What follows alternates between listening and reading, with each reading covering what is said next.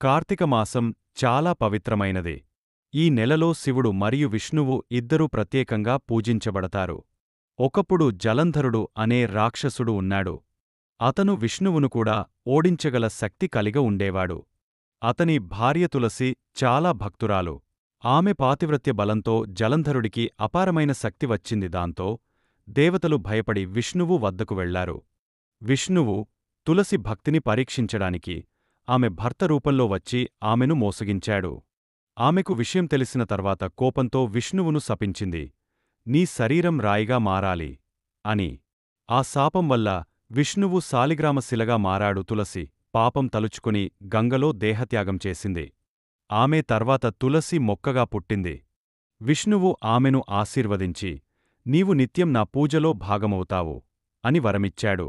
అందుకే తులసి లేకుండా విష్ణు పూజ పూర్తి కాదని అంటారు. అందుకే కార్తీక మాసంలో ప్రతిరోజూ తులసి చెట్టు దగ్గర దీపం వెలిగస్తారు. తులసి దళంతో విష్ణు పూజ చేస్తారు. ఇది కార్తీక పురాణం యొక్క సారాంశం. శ్రద్ధతో దీపం వెలిగించి తులసి విష్ణు శివుని పూజిస్తే జీవితం శాంతి, సంతోషాలతో నిండిపోతుంది.